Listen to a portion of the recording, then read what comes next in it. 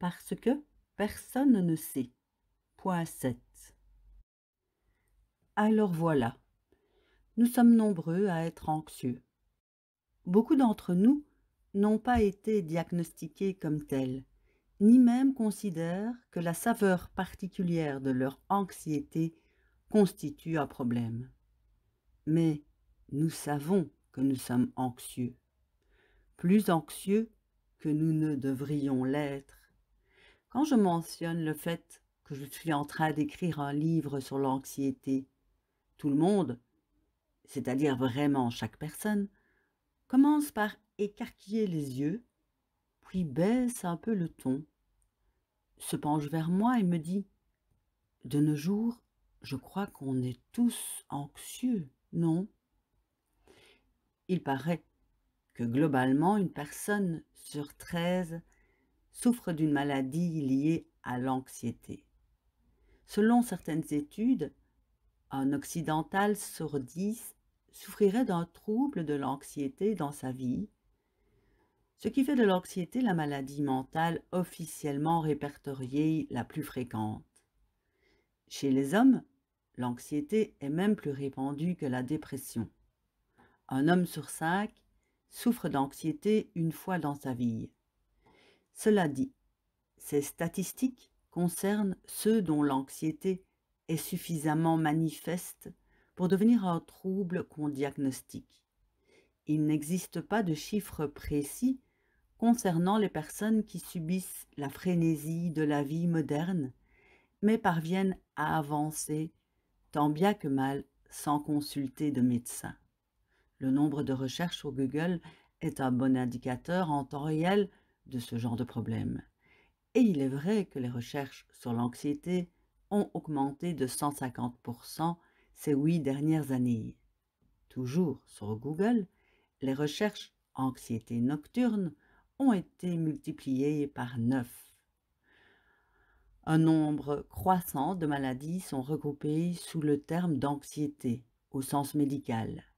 La dernière, 5e édition du Manuel diagnostique et statistique des troubles mentaux, DSM en anglais, l'ouvrage de référence utilisé par les professionnels de la santé mentale dans la plupart des pays occidentaux, répertorie 37 troubles différents sous le vocable anxiété, parmi lesquels l'anxiété sociale, les phobies, les troubles paniques, les troubles anxieux généralisés, anxiété diffuse et chronique liée à toutes sortes de problèmes du quotidien, l'angoisse de séparation, les troubles obsessionnels compulsifs, TOC, et le trouble de stress post-traumatique. Il faut noter que, depuis 2013, l'Association américaine de psychiatrie classe les TOC dans une catégorie à part. L'anxiété a été cataloguée comme trouble mental en 1980, dans la 3e édition du DSM. Oui, vous avez bien lu, 1980. Et avant 1980, personne n'était anxieux? Pendant près de 3 siècles, pratiquement depuis que Descartes a séparé notre tête de notre chair et de nos os, l'idée que les émotions puissent affecter notre santé physique est demeurée un tabou scientifique. En 1950, 2 livres seulement avaient été écrits sur le sujet. 2.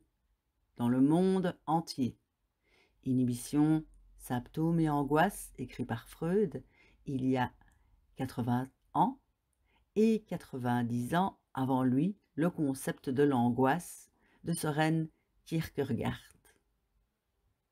Nous sommes devenus officiellement stressés à partir de 1950, date à laquelle un médecin austro-canadien a forgé le terme et œuvré sans relâche pour le populariser à travers une campagne visant à l'introduire dans les dictionnaires du monde entier. J'adore cette étiologie. Plusieurs dizaines d'ouvrages et des travaux académiques sur le sujet sont alors apparus. Mais pour l'essentiel, la fracture corps-esprit persistait et l'anxiété était considérée comme un état quotidien. Nous sommes tous anxieux, n'est-ce pas? Auxquels certaines personnes, trop faibles, ne pouvaient faire face. Les femmes anxieuses s'étaient déclarées hystériques, les hommes se soignant par la drogue ou l'alcool ou se terraient dans leur caverne, et on continuait comme ça. Aujourd'hui, les théories sur la genèse de l'anxiété pullulent. Elles valent toute la peine d'être prises en compte. Les traumas de l'enfance en sont une. Dans son livre précurseur Why Love Matters, How Affect Shapes a Baby's Brain, littéralement Pourquoi l'amour compte, comment l'affection modèle le cerveau des bébés. Sue Gerhardt explique que le fait de grandir dans des conditions de vulnérabilité émotionnelle, qui vont des pires violences au simple fait que les parents ont à s'occuper d'autres enfants, bonjour l'anxiété des aînés, affecte nos réactions émotionnelles pour le reste de notre vie. Pour le psychologue clinicien Olivier James, que l'on voit sur les écrans de télévision anglais, auteur du livre Enfance brisée, comment se reconstruire, les traumatismes infantiles font que les enfants grandissent dans un état d'alerte rouge permanent qui dérègle la chimie de leur cerveau. Dans ce livre, il est question d'acquis, pas d'inné. Cela a une influence sur les taux de certains neurotransmetteurs, tels la sérotonine et la noradrénaline, plus bas que la normale. Le cerveau traite les informations sur ce qui se passe à l'intérieur et à l'extérieur du corps par l'intermédiaire du système nerveux, un réseau de 100 milliards de neurones qui transmettent les informations par le biais de signaux électrochimiques. La sérotonine relaye les messages liés à l'humeur, au désir et à la fonction sexuelle, à l'appétit, au sommeil, à la mémoire, à l'apprentissage et au comportement social. En gros, lorsqu'on n'a pas suffisamment de sérotonine, l'information n'est pas transmise. Plus récemment, on a découvert qu'un autre neurotransmetteur, l'anandamide, le nom vient du sanskrit ananda, qui signifie joie-bonheur, aidait le cerveau à communiquer le bonheur, le fait de se sentir bien et le confort. Ceux qui ont un taux faible de cette molécule ont une propension à la nervosité. C'est du moins ce que dit la théorie. Au cours de la rédaction de ce livre, j'ai eu accès à des explications plus novatrices. La recherche récente montre que l'anxiété est plus fréquente chez les personnes souffrant de maladies auto-immunes, c'est-à-dire qui se déclarent quand le système immunitaire se dérègle ou est attaqué dans plusieurs endroits du corps. Je souffre d'une thyroïdite de Hashimoto, une maladie auto-immune de la thyroïde, cette glande qui gouverne tout ce qui fait de nous un être conscient et doué de sensations. Métabolisme, respiration, rythme cardiaque, système nerveux, cycle menstruel, température corporelle, cholestérol, glycémie, humeur, sommeil. Personne n'est en mesure d'expliquer le lien entre les maladies auto-immunes et l'anxiété, en partie parce qu'on ignore comment se développent les premières. Pour certains, la certitude liée à la maladie pourrait être un facteur. Le simple fait de ne pas savoir ce qui se passe dans son corps peut plonger n'importe qui dans l'inquiétude, voire le désespoir. Voici une explication plus prometteuse et plus convaincante à mes yeux. Les maladies auto-immunes, comme toutes les maladies inflammatoires, génèrent un taux élevé de cytokines, lesquelles affectent la communication par les neurotransmetteurs. Le lien entre l'anxiété et différentes maladies inflammatoires, comme l'athérosclérose ou encore le syndrome métabolique, et même la maladie coronarienne, est de plus en plus avéré. Des essais cliniques montrent que non seulement la jonction d'un traitement anti-inflammatoire à un traitement pour les troubles de l'humeur améliore les symptômes, mais qu'elle augmente également le taux de réponse.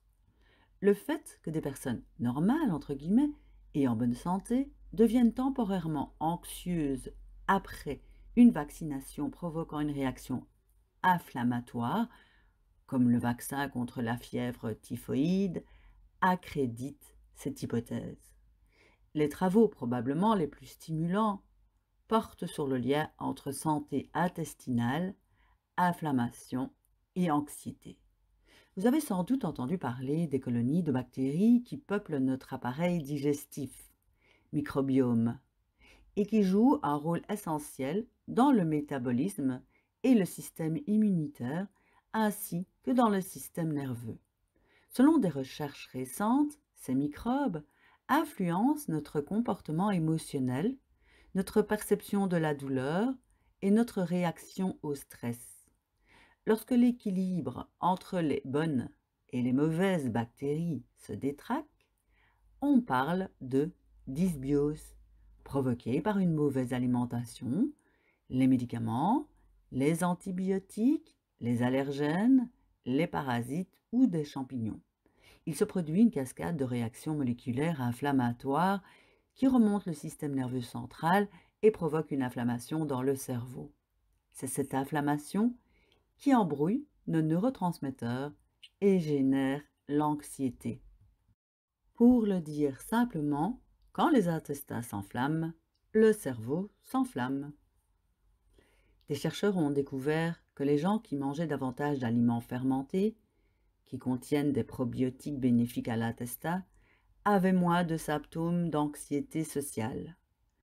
Une autre étude a révélé que manger un yaourt tout simple, je dis simple parce que les produits mis en avant à grand renfort de marketing ne contiennent qu'une quantité minime des bactéries bénéfiques vantées sur le pot, 2 fois par jour pendant quelques semaines, modifiant la configuration des microbes intestinaux et provoquait la production de composants qui modifiaient la chimie du cerveau.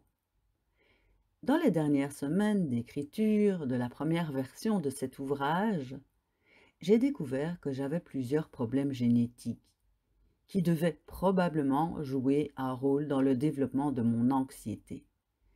J'ai un gène MTHFR défectueux, susceptible d'affecter la disponibilité et la capture de la sérotonine. C'est un nouvel élément dans le débat et je continue à apprendre des choses sur ce que cela implique. Selon mon endocrinologue Lee, il se peut que je sois née avec une incapacité à produire suffisamment de glutathion, un antioxydant qui contribue à l'élimination des métaux lourds dans le corps. En conséquence, j'ai un taux de mercure ahurissant. Il n'entre même pas dans le graphique fourni par les laboratoires. L'excès de mercure dans le sang est directement lié à l'anxiété. Les chapeliers fous ont perdu la tête à cause du mercure utilisé pour feutrer les tissus. Selon Lee, ces variables génétiques sont probablement déclenchées par des facteurs épigénétiques tels que le stress, la maladie et les polluants environnementaux. La recherche émergente a publié dans Nature Neurosciences des hypothèses selon lesquelles les phobies, répertoriées comme manifestations anxieuses par le DSM, seraient des mémoires génétiques transmises par nos ancêtres et relayées par les facteurs épigénétiques, ce qui expliquerait en partie que certaines phobies paraissant irrationnelles avaient probablement du sens à un certain stade de leur évolution. La peur des microbes, par exemple. Aucun des facteurs que nous venons de mentionner ne condamne qui que ce soit à l'anxiété. Vous pouvez les cumuler tous et ne jamais connaître une journée d'anxiété dans votre vie. Point 8. Savez-vous ce qui s'est également passé en 1980, juste avant que l'anxiété soit officiellement reconnue et diagnostiquée? On a produit le premier médicament anxiolytique. Ce qui nous amène à nous demander si l'anxiété n'aurait pas été inventée en 1980 pour correspondre aux médicaments? C'est une question, une simple question. Oh, et il y en a d'autres. En 1994, comme Scott Stossel le souligne dans Anxiété, les tribulations d'un angoissé chronique en quête de paix intérieure, l'expression trouble de l'anxiété sociale n'était apparue que 50 fois dans les médias. En 2000, elle faisait partie de notre vocabulaire et des études montraient que 10 à 20 millions d'Américains en souffraient. Qu'est-ce qui a pu déclencher un changement aussi radical? Avons-nous été soudain tous contraints d'aller dans des soirées bondées à la fin des années 1990 ou à participer à plus d'ateliers collectifs remplis d'exercices pénibles sur la confiance? À moins que cela n'ait un rapport avec la vaste campagne de sensibilisation lancée par l'Association de lutte contre les troubles de l'anxiété sociale en 1999, soit un an auparavant. Cette campagne, qui montrait des gens à l'air abattu, et ce slogan vraiment affreux, « Imaginez que vous soyez allergique aux gens », a été diffusée dans toute l'Amérique, sur les bus et les ponts enjambant les autoroutes. Mais tenez-vous bien, il y a plus encore. Il se trouve que la SADC a noué un partenariat avec SmithKline Beckham, devenu par la suite le géant de l'industrie pharmaceutique GlaxoSmithKline, qui, comme par hasard, venait de mettre sur le marché le premier comprimé approuvé dans le traitement de, je vous laisse deviner, les troubles de l'anxiété sociale. Le même genre de scénario commercial existe pour les TOC et les troubles bipolaires. Mais que les choses soient claires. Je ne suis pas en train de dire que l'anxiété est une invention. Je vis avec tous les jours, comme les 14% d'entre nous dont la vie est bouleversée par les TOC, l'anxiété sociale, le stress post-traumatique et autres troubles de l'anxiété. Comme David Beckham, qui perd les pédales si les choses ne sont pas disposées en ligne droite ou par paire, je mets mes canettes de Pepsi dans le réfrigérateur et s'il y en a une en trop, je la range ailleurs sur une autre étagère. Tout doit être parfait. Et Whoopi Goldberg, qui ne prend pas l'avion. Je ne sais pas pourquoi je glisse ici ces anecdotes de célébrités. Peut-être simplement pour ajouter de la couleur et du poids au fait que l'anxiété est la 6e cause majeure d'invalidité dans le monde. Alors oui, ce truc existe vraiment. Et il est important de se renseigner et de prendre en compte les différents diagnostics, causes et traitements proposés. En effet, c'est essentiel dans notre parcours, mais je pense que le tableau est plus grand. Je me jette sur les informations décrites ci-dessus parce qu'elles touchent à beaucoup des dilemmes auxquels tous les anxieux que je connais ont eu à faire face. Suis-je vraiment un malade mental? Suis-je perturbée, déficiente? Ou suis-je simplement faible de caractère et ne fais-je pas suffisamment d'efforts? Les traitements que je prends me transforment-ils? Me rendent-ils moins authentique? Sont-ils contre nature? Est-ce que je m'accroche à la théorie du déséquilibre chimique parce qu'elle me décharge de mes responsabilités et que le recours à la science est la promesse d'une guérison nette? À moins que mes névroses ne soient justifiées vu l'état actuel du monde. Ma peur de la foule, des espaces confinés, de la faillite financière, du contact, etc. est-elle une réponse raisonnable, quoique un peu particulière, dans l'évolution? Cela fait des années que je pose ces questions. Nous devons les poser, nous, les anxieux. Les théories médicales existantes sont incapables d'y répondre. Vous vous posez les mêmes? Vous serez donc probablement aussi intéressé que moi d'apprendre que, en dépit d'efforts démesurés visant à considérer l'anxiété comme un trouble distinct, aucun processus diagnostique ne fonctionne vraiment.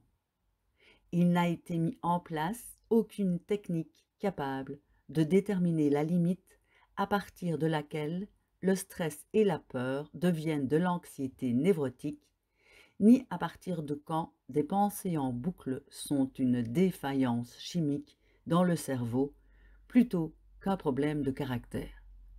Le premier étant évidemment plus pardonnable et bien sûr plus remédiable. En fait, des études sur les directives de diagnostic du DSM ont mis au jour que, lorsque deux psychiatres différents utilisaient la même édition du DSM pour établir un diagnostic pour le même patient, ils obtenaient un résultat similaire dans seulement 32 à 42% des cas.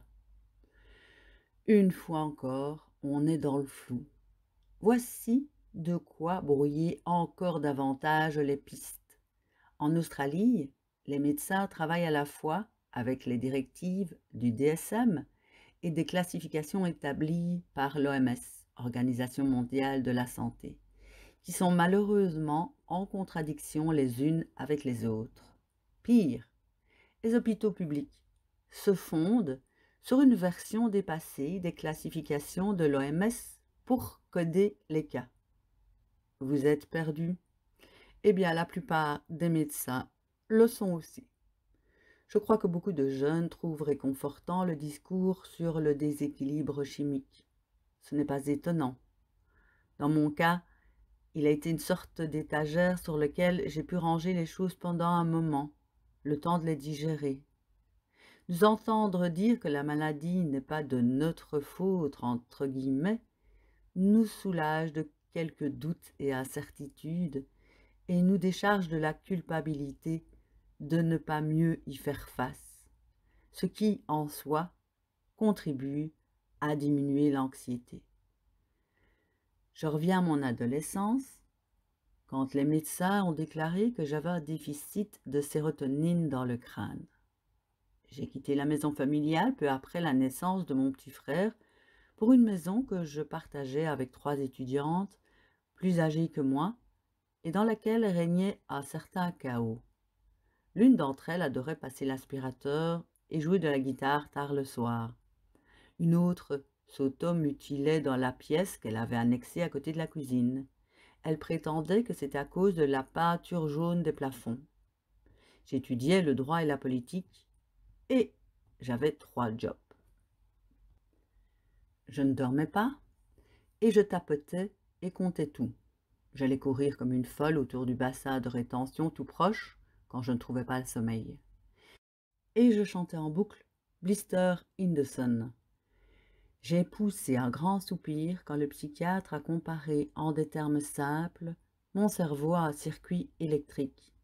Il y avait enfin une raison tangible et apparemment validée par la médecine au bazar que j'avais dans la tête.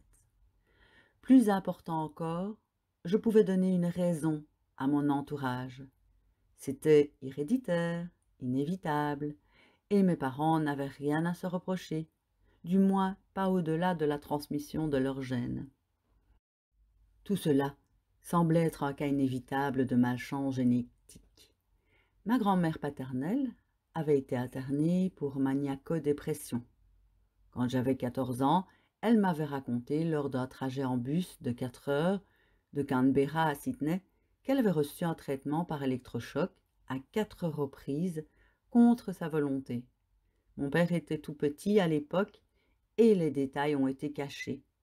Ma grand-mère maternelle souffrait d'une terrible anxiété et a été hospitalisée quand ma mère était petite. Là non plus, elle n'en parlait pas vraiment, et certainement pas en détail. Cet aspect du débat risque de faire bondir certains d'entre vous. Le rappeur et vedette tapageuse de YouTube Prince I s'est avancé sur ce terrain et, chose dingue, a reçu des milliers de commentaires sous sa vidéo, de la part d'anxieux du monde entier qui en avaient assez d'être tenus pour responsables de leur maladie. Prince A disait, sur un rythme entraînant, que nous ne sommes pas notre anxiété ni notre dépression, non, nous sommes le ciel, et l'anxiété et la dépression ne sont que des nuages qui nous traversent. Je comprends ce qu'il veut dire. Je ne suis pas ma maladie. J'ai une maladie qui entre, tel un nuage, dans mon champ de vision de temps à autre. La totalité de mon être, peux choisir de me poser pour contempler les nuages, les laisser exister et les laisser passer. Mais une grande vague d'indignation s'est abattue sur lui. Beaucoup de gens déclarant que leur anxiété était un problème avant tout médical et pas un truc qui passe.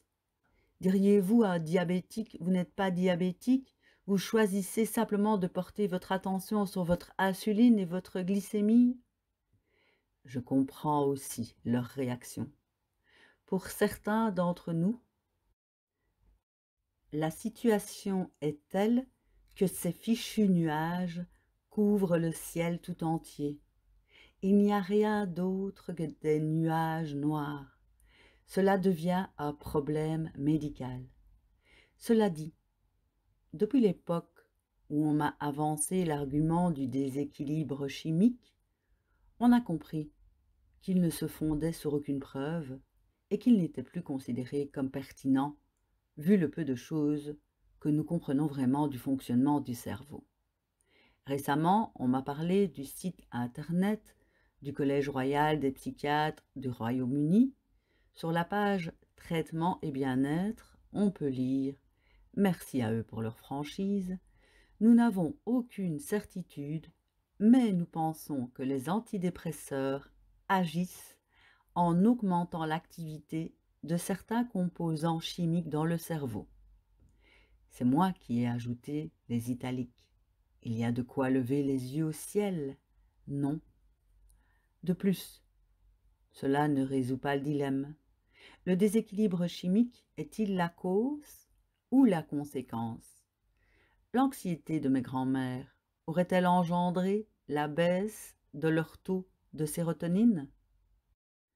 J'admets que le fait de remettre en question le modèle médical alors que je ne suis pas médecin me met mal à l'aise, même si l'histoire montre que ce sont souvent les profanes qui attirent l'attention sur les lacunes de la science.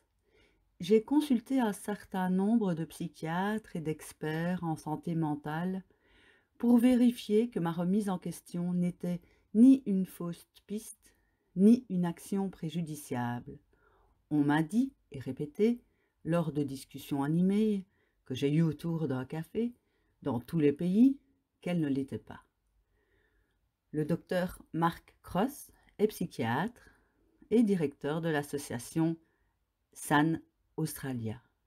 Il dit ouvertement que la psychiatrie moderne souffre parfois d'une surmédicalisation et manque souvent du consentement éclairé des patients à qui on administre des traitements sans leur donner une vue d'ensemble du problème, ni leur expliquer que, dans de nombreux cas, les médicaments ne soignent pas.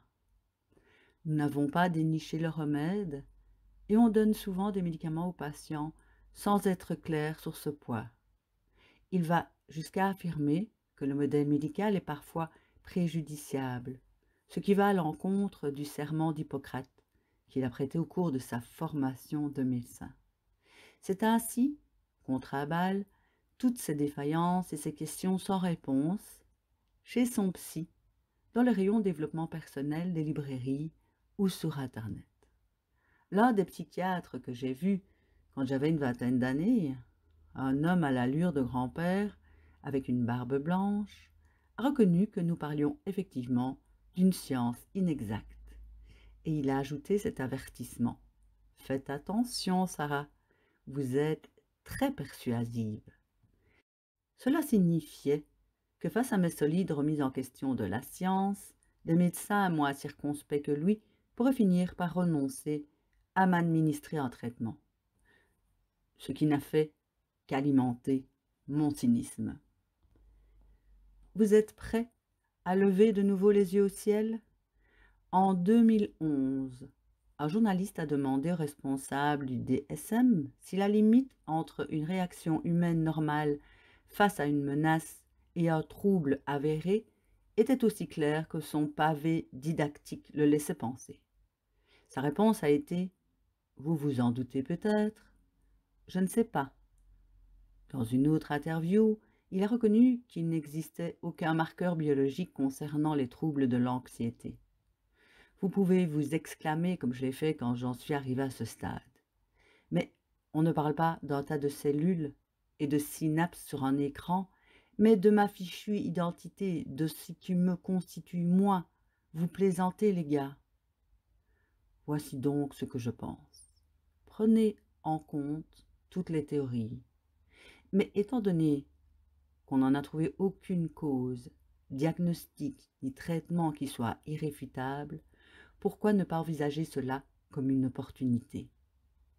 L'opportunité de définir l'anxiété comme autre chose qu'un problème ou qu'un trouble qui, en tant que tel, doit être réglé.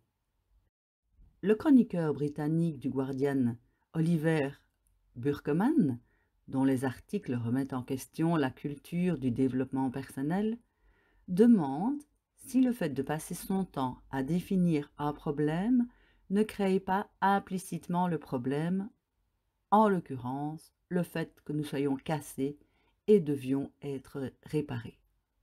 Déclarer qu'il y a un problème est peut-être parfois le problème. Le docteur Mark Cross renchérit. Le simple fait que le diagnostic de l'anxiété ait été posé ne signifie pas que vous ayez un problème, ni qu'il faille le résoudre par un traitement médical. Alors, je pose la question, pourrions-nous nous en sortir seuls? Pourrions-nous jouer un peu avec l'idée que nous n'avons pas de problème? Pourrions-nous faire preuve d'une telle audace? Point 9. Cependant, permettez-moi de souligner que les pilules, les psys et les thérapies comportementales ont tous leur place. C'est une évidence. De même que les diagnostics médicaux. Comme je le dis, le simple fait que quelqu'un d'extérieur s'occupe du problème a une valeur inestimable. Cela donne un poids de départ.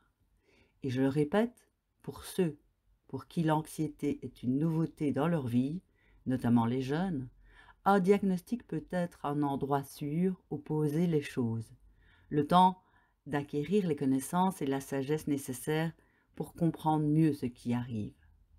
L'an dernier, quand je me suis lancée dans l'écriture de ce livre, mon insomnie a considérablement diminué alors que je me battais contre elle depuis près d'un an, tout en me reprochant sans relâche de ne pas en venir à bout. Je me foutais pas mal de la cause profonde de mon anxiété. Je me foutais pas mal des intérêts personnels des géants de l'industrie pharmaceutique. Je me foutais pas mal de savoir si la chimie de mon cerveau était détraquée ou non. Je ne m'en sortais pas. Le manque de sommeil au fil des nuits avait contribué à l'aggravation de ma maladie auto-immune et la plupart du temps, j'avais du mal à fonctionner. Je ne gardais pas une pensée à l'esprit plus de quelques secondes. J'étais irascible et j'avais mal partout. Je souffrais de cette douleur que je décris pour ceux que cela intéresse, comme le moment où quelqu'un fait crisser ses ongles sur un tableau noir tout en frottant vos terminaisons nerveuses à la brosse. Je vivais cela 5 ou 6 jours par semaine. Mon précédent chef n'arrêtait pas de me prendre à l'écart pour m'expliquer l'impact que mon état d'épuisement avait sur le reste de l'équipe. Les humains méritaient, tous. Mais contrairement à la période où je travaillais seul, je ne pouvais pas me retirer du monde pour les protéger de ma présence inhumaine. J'avais désormais de grandes responsabilités. C'est quand une amie m'a confié qu'elle ne pouvait pas gérer son entreprise de stylisme de mode si elle ne voyait pas un thérapeute toutes les semaines, que je me suis souvenu d'un engagement sensé que j'avais pris, la première fois que j'avais suivi ma propre voie à 27 ans. Je m'étais juré d'aller demander de l'aide si j'en avais de nouveau besoin. J'ai alors repris des anxiolytiques pendant 10 mois.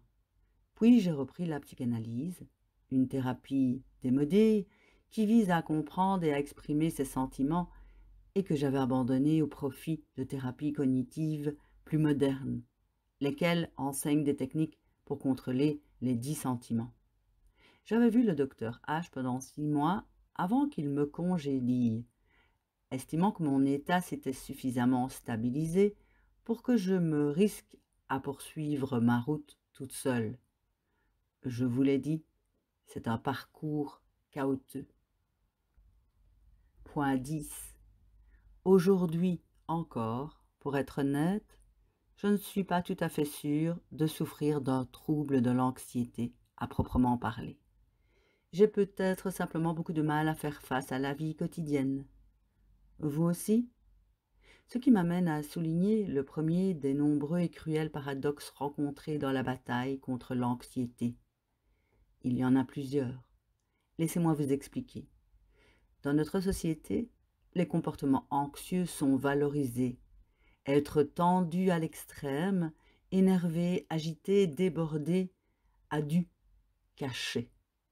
Quand je demande comment ça va à quelqu'un, même s'il est détendu face à un coucher de soleil, une bière à la main, en train de camper en pleine campagne, la réponse par défaut sera « Oh là là, je suis super occupé, totalement débordé, c'est dingue », arboré comme une médaille. Cela signifie que beaucoup d'entre nous nient le fait même d'avoir un problème et continuent à avancer sur cette lancée. En effet, plus on est anxieux, plus on doit se convaincre qu'on n'a pas de problème. C'est ironique ou paradoxal et semble affreusement cruel. J'ai lu l'interview d'un professeur de psychologie et de psychiatrie du Well Corner Medical College qui affirme qu'il faut entre 9 et 12 ans pour qu'une femme obtienne un diagnostic d'anxiété. Je présume que le délai est le même, voire plus long, pour un homme. On prend sur soi et on continue à avancer jusqu'à ce qu'on bascule et que l'anxiété devienne pathologique. À l'inverse, nous détestons les comportements dépressifs. Négligence, manque de productivité, morosité qui tire vers le fond. En conséquence, la dépression est un problème. Et en conséquence, il existe de nombreuses structures permettant de l'identifier et de la traiter. La dépression est stigmatisée, alors que l'anxiété est sanctifiée et considérée comme un pilier de la vie moderne, ce qui, ironiquement, fait qu'on traite la dépression comme une maladie légitime, alors qu'on laisse les anxieux dans un cloaque de doute et d'autoflagellation face à leur incapacité à faire face à la vie. Alors on s'offre des tasses avec des inscriptions du genre « Restons calmes », comme si c'était une chose dont nous étions capables. Or, cela ne fait qu'empirer, voyez-vous. On affronte la situation en stimulant notre angoisse, n'est-ce pas? On se rabat sur le café, le sucre, on parle vite, et on reste plus tard au bureau. On trime plus fort, on fait plus d'efforts, on réfléchit encore plus. On devrait y arriver. On pense que c'est comme ça que nous échapperons à notre détresse et serons à la hauteur. C'est une souffrance qui s'auto-entretient. On se sert de l'anxiété pour combattre l'anxiété. Mais nous ne nous en apercevons pas, ou alors trop tard. Je présume que beaucoup d'entre vous qui me lisent et souffrent d'anxiété ont du mal à l'identifier clairement et à la traiter correctement, avec des bains éclairés à la bougie, des moments pour soi et des aliments qui contribuent à faire baisser le taux de cortisol. C'est mon cas, j'ai du mal, et souvent je n'y arrive pas à prendre des bains aux chandelles quand ma tête mouline à toute allure. Pendant des années, J'ai considéré ma vie comme une spirale de dominos, jusqu'à ce que je prenne conscience que le Jenga était sans doute une métaphore plus appropriée. J'étais totalement persuadée que si je retirais ne serait-ce que quelques blocs de ma façon de faire précipitamment les choses, toute la structure s'effondrerait. On me disait de lâcher prise, de me détendre. Je rejette ces mots parce qu'ils n'induisent que davantage d'anxiété. J'avais l'impression que je ne serais plus rien sans mes pulsions anxieuses et paniquais dès que je les sentais diminuer un peu. Je les renforçais en me passant un savon. Remue-toi, Sarah. J'excitais mes surrénales à coups de jogging punitif et de litres de café. Je ne pouvais laisser la tour s'écrouler. J'ai été gratifiée par des promotions professionnelles et beaucoup de regards admiratifs, jusqu'à ce qu'un doux zéphyr survienne et fasse tomber toute cette structure bancale. J'y reviendrai sous peu. Il faut également admettre, ce que beaucoup de médecins ne font pas, que nos comportements anxieux sont souvent la solution à notre problème, pas le problème. Prenez la boulimie. Je me bats contre elle depuis mon adolescence. J'ai eu la chance d'avoir une mère qui n'a jamais fait de régime de sa vie et qui adore manger. La nourriture n'était pas stigmatisée chez nous. Pour moi, et je présume pour beaucoup d'autres, la boulimie n'était pas directement un problème d'alimentation ou d'image corporelle, bien que le fait que l'anxiété s'exprime par le corps signifie que le lien existe. C'était un moyen de contrôler mon anxiété. J'entassais des flocons d'avoine crus et des Vitabrits, tout ce qui était lourd et pâteux, par-dessus l'agitation que je ressentais dans mon ventre. Je l'atténuais pour un petit moment, je l'étouffais. La culpabilité, le désespoir, le dégoût grandissaient, pas tant à cause de ma gloutonnerie et de la peur de grossir, même si bien sûr c'était lié, mais de l'anxiété qui revenait. Alors je l'éliminais. J'éliminais l'anxiété. La boulimie était ma solution, faute de mieux, à l'époque, et je n'en ai jamais parlé, parce que je ne voulais pas que quiconque se mette en tête de me l'enlever. Et n'essayez pas de me dire que c'est le mannequinat des années précédentes qui l'a déclenché. La boulimie se calmait seulement quand j'étais mannequin, pour des raisons qui avaient beaucoup à voir avec la sécurité générée par les coquettes sommes que je touchais, et avec le fait que ce métier m'éloignait d'une vie quotidienne qui était alors pleine de turbulences. Brève remarque sur les anxieux hyper performants. Beaucoup de personnes souffrant d'anxiété n'ont pas l'air d'avoir quelque problème que ce soit parce que vues de l'extérieur, elles sont ridiculement performantes. C'est la face visible de la médaille.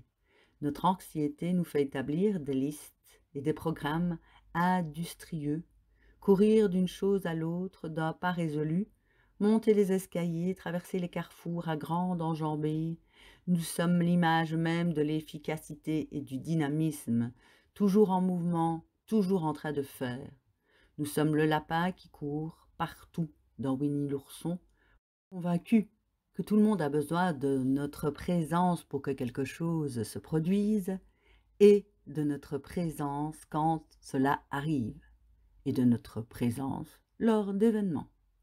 Mais derrière cette façade, nous sommes mus par la peur et le doute, et par cette voix qui nous dit que nous sommes un mauvais mari, une sœur défaillante, que nous perdons du temps, que nous ne produisons pas assez, que nous transformons tout en gros bordel.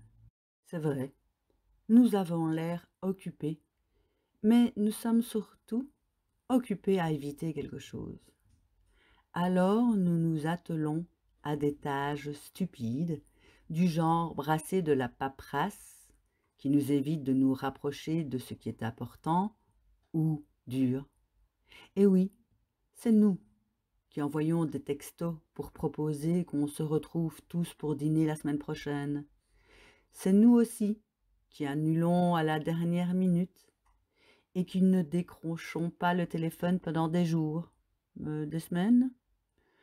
Quand nous perdons le contrôle, nous disparaissons. Nous restons célibataires pendant des décennies, et tout le monde s'imagine que nous sommes simplement trop occupés et trop performants. Dans un post intitulé « Quand l'anxiété sociale ressemble à de la logorrhée », j'ai lu le récit d'une fille qui se battait parce que l'anxiété lui donnait l'air d'être inconsistante aux yeux des autres. Pour les gens, je suis simplement une fille qui parle trop et fait trop d'efforts, alors qu'en réalité, j'essaye seulement de calmer la bataille qui se livre dans ma tête à ce moment-là. J'ajouterai que, dans ce cas-là, nous aimerions que tout le monde, quelqu'un, voit que nous ne sommes pas tout à fait d'aplomb et vienne nous dire qu'il prend le relais, ne serait-ce que 5 minutes. Plus nous sommes anxieux, plus nous aimerions que quelqu'un vienne nous décharger de ce poids et nous aider à faire face à un moment. Ce qui nous amène à un autre paradoxe cruel de l'anxiété. Plus nous sommes anxieux, plus nous donnons l'impression d'être performants, ce qui n'est fait qu'encourager le monde à s'appuyer sur nous encore davantage. L'anxiété crée de la confusion et du bordel chez toutes les personnes impliquées. Point 11. Parfois, notamment, quand je me reproche de prendre des médicaments pour dormir, en vrac, valériane, mélatonine, paracétamol, comprimés pour le rhume et la grippe, Valium et Séroquel, je chante intérieurement le refrain de Whatever Gets You Through the Night de John Lennon. Je trouve qu'il s'en dégage une certaine sagesse qui m'apporte un peu de légèreté et d'ouverture quand je me trouve dans l'une de mes crises d'angoisse. Et il faut trouver la légèreté où l'on peut. Je pense que c'est l'une des raisons pour lesquelles tant de comédiens plaisantent au sujet de leur névrose, et même que tant de névrosés deviennent comédiens. J'ai tendance à répéter le refrain très indulgent de Lennon en boucle. C'est parce que je suis vraiment, plutôt littéralement, obsessionnelle compulsive. Point 12. Bon voilà, revenons sur l'insomnie. J'en souffre par intermittence, mais plutôt plus que moi, depuis l'âge de 7 ans. Enfant, je me rendais compte que mon père ne dormait pas, et je l'entendais au milieu de la nuit, dans le couloir, agité, s'inquiétant près de ma mère de ne pas être en forme le lendemain. J'ai pris la relève, en bon aîné. Je me rends compte que je me suis aussi reproché l'insomnie de mon père. C'est une chose, utile ou non, qu'on apprend au bout de quelques décennies de thérapie. L'insomnie est le méchant compagnon de nuit de l'anxiété. Les gens anxieux ont désespérément besoin de sommeil, mais leur anxiété agit de telle sorte qu'ils en sont privés. Paradoxe cruel, moins on dort, plus on devient anxieux, alors on dort moins, et ainsi de suite. Paradoxal en effet, et plutôt injuste. Pourtant, c'est un fait médical. Les neuroscientifiques de l'université de Berkeley, en Californie, ont découvert que la privation de sommeil déclenche les mêmes anomalies dans l'activité neuronale que les troubles de l'anxiété. Pire, ceux qui sont déjà anxieux sont plus touchés par ce phénomène. Ces découvertes nous permettent de comprendre que les personnes qui sont anxieuses de nature sont aussi celles qui souffriront le plus du manque de sommeil, affirme le docteur P. Matthew Walker, l'un des chercheurs à l'initiative de cette étude. Je me souviens avoir lu la description de cette spirale malheureuse réalisée par le psychologue Daniel Wegner de Harvard dans une revue il y a quelques années. Il lui a donné un nom, la théorie du processus ironique. Selon lui, chercher son sommeil en essayant d'éliminer les pensées négatives, tout en frappant son oreiller ou tenter de ne pas paniquer à l'idée de ne pas avoir dormi depuis 3 jours, ou encore essayer de contrôler son esprit de quelque manière que ce soit, tout cela déclenche un processus interne de surveillance visant à vérifier notre capacité à y parvenir, ce qui nous maintient éveillés. J'ai travaillé sur mon insomnie de toutes les manières possibles. Oui, j'ai essayé la camomille et les méditations pour bien dormir, et je sais que certains d'entre vous trépignent d'impatience de me suggérer de prendre de la mélatonine, de compter les moutons à rebours ou d'essayer les tapis de mise à la terre, ce à quoi je répondrai que du Valium et un gros coup de pioche derrière la tête ne réussiraient pas à me détendre quand je suis coincée dans l'une de mes phases insomniaques. Mais j'ai vraiment longuement réfléchi à la question. Bébé, nous sommes submergés par la terreur mortelle de la vie hors du ventre de notre mère qui nous paraît vaste et dangereuse. Terreur qui nous maintient en état d'alerte et incapables de dormir. Nos parents doivent, nuit après nuit, nous tenir dans leurs bras et nous bercer doucement pour nous endormir.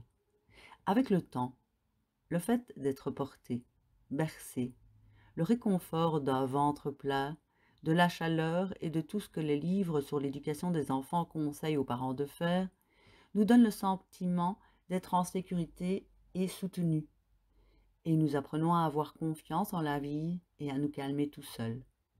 Du moins, pour la plupart des gens, car certains d'entre nous n'apprennent pas à s'apaiser ou trouvent sur leur chemin une raison de désapprendre cette capacité à faire confiance. Qu'on soit abandonné, maltraité, ou qu'un petit frère ou une petite sœur arrive et attire à lui toute l'attention. On ne se sent ni soutenu, ni en sécurité, si bien qu'on doit rester hyper vigilant. La nuit, on ne peut calmer ni ses pensées ni ses peurs. On a du mal à se reposer et à se dire que le poêle est bien éteint, que les voisins bruyants finiront par 7 heures et qu'on peut laisser le stress du travail sur une étagère pendant 8 heures. On doit rester branché. On est seul, on a une conscience aiguë et ça fait vraiment mal. Considérer les choses sous cet angle m'a beaucoup aidé. Au lieu d'avoir l'impression d'être affligée d'un mal face auquel je suis sans espoir et impuissante, je comprends qu'il faut simplement trouver le moyen de me sentir soutenue, de sentir que tout se tient, que tout va bien aller, que la vie prend le relais. Je pense que c'est la meilleure approche. Qu'en dites-vous? Point 13. Voici une autre de mes réflexions sur la question. Je l'ajoute au débat parce que je sais que nous avons besoin de divers points de vue pour espérer cerner une maladie aussi complexe. L'insomnie est un cri de notre être qui nous enjoint de passer du temps avec nous-mêmes. Pour reprendre les mots du philosophe britannique Alain de Botton, c'est un appel inarticulé et exaspérant, mais sain en fin de compte, lancé de notre fort intérieur pour que nous affrontions les problèmes que nous avons trop longtemps mis de côté. L'insomnie n'a pas vraiment à voir avec le fait de ne pas pouvoir dormir, mais plutôt avec celui de ne pas s'être accordé l'opportunité de réfléchir.